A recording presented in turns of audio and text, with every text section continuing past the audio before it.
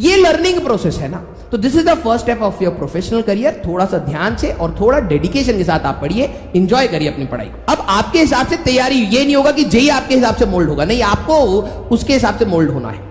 जब आप पहाड़ चढ़ना स्टार्ट करते हैं तो पहाड़ चढ़ने पे ना बहुत सारे स्ट्रगल्स होते हैं, ठीक है। तो पहाड़ ये नहीं देखता कि अरे यार इस बंदे को पहाड़ चढ़ने में दिक्कत हो रही है तो मैं यहां से थोड़ा सा नॉर्मल होगा, ऐसा नहीं होता। इतने से अगर आप 2-3 बार लेक्चर सुन लेंगे तो आपको चैप्टर वैसे भी रिवाइज हो जाएगा और बहुत कम समय में इसे रिवाइज करेंगे। तो मैं आपसे जो भी बच्चे बेटा अब एग्जाम के बहुत पास आ गए हैं और एग्जाम उनको दिख रहा है कि अब आ चुका है, तो पहली बात हमेशा याद रखो, 100% परफेक्शन के साथ कभी कोई सिलेबस फिनिश नहीं होता। रिवीजन पे बिताने का मतलब क्या है, अपनी कमियां पहचानो कि कौन से चैप्टर्स हैं जिनका डाटा भी आपको याद नहीं है, उसे याद करो। उसमें कुछ चीजें सीखने को मिलेंगी, कुछ फेलियर्स मिलेंगे, लेकिन लर्निंग प्रोसेस हमें बंद नहीं करना है। यहां पर कोई गिव अप की बात नहीं होती, आपका हमेशा लर्निंग कर्व ऊपर होना चाहिए। This is not the end, this is the beginning, ठीक है।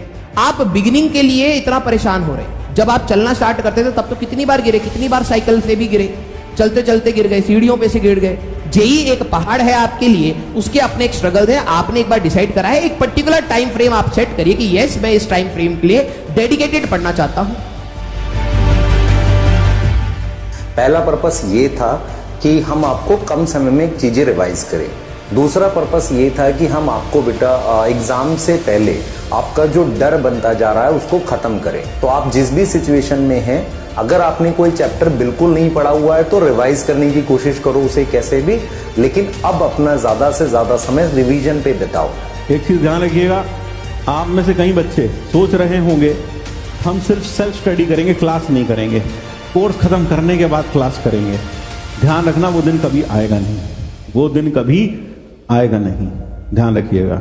क्लास छोड़े नहीं, तो जो भी लोग क्लास छोड़ते हैं वह सिर्फ रिवीजन ही करते रह जाएंगे, सेल्फ स्टडी, ना तो उनका कोर्स खत्म होगा और ना ही कभी वो दोबारा से क्लास कर पाएंगे। तो इसलिए ये मेरी हिदायत है उन लोगों को जो सोच रहे हैं कि घर बैठकर हाथ में मेहंदी लगाकर, पैर में आलता लगाकर घर बैठकर खुद पढ़ाई करेंगे 24 घंटे और सेल्फ स्टडी से ही सब हो जाएगा। बेटा टाइम बहुत कम बचा है, it's better to concentrate, it's better to focus on your study.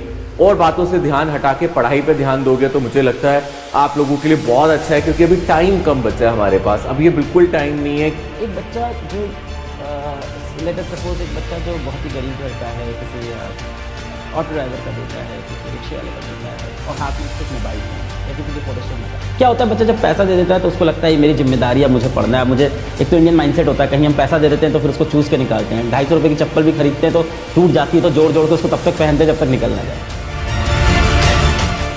तो मैं आज भी अपने सारे टीचर्स को यही बोलता हूँ कि the best way to handle a controversy is not to handle. हाँ, मैं भी यही करता हूँ। तो कुछ कंट्रोवर्सी हुई मेरे खिलाफ, मैंने कभी रिप्लाई नहीं, कुछ रिप्लाई मत दो सर, आप सारी चीज़ें 2 महीने में शांत हो जाती है। और मैंने कहा कि यार ये टीचर 2 दिन पहले उनकी फेवरेट टीचर थी और आज ही गाली करे। मैंने कहा एक गलती मैं करूँगा लाइफ में और ये पूरी ऑडियंस मेरे अगेंस्ट करने जाएगी।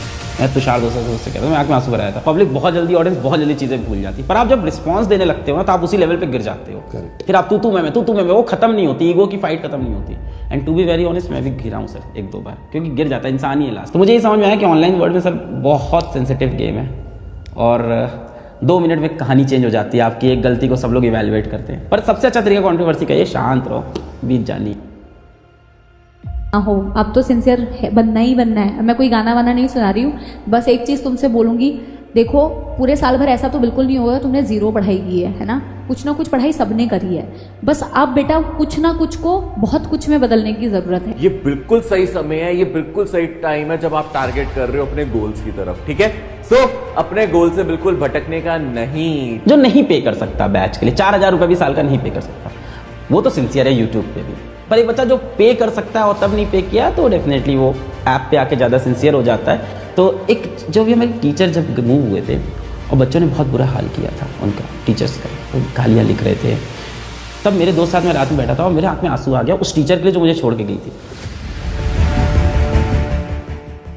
कुछ ना कुछ को बहुत कुछ में बदलो और बेटा पूरे एफर्ट्स मारो, कंप्लीट ट्राई मारो कि इसी साल सिलेक्शन लेके जाना है। हमें ड्रॉप नहीं लेना है, हमें ड्रॉप नहीं लेना है, ड्रॉप लेने का बोझ हमें अपने ऊपर नहीं लेके आना है, ठीक है। तो आई होप कि मेरी बात सुन रहे होगे बेटा और ऐसे काम करोगे, ठीक है। वो दिन कभी आएगा नहीं कि कोर्स खत्म करने के बाद क्लास करेंगे तो बेटा ना तो तुम्हारा कोर्स खत्म होगा ना फिर क्लास कर पाओगे।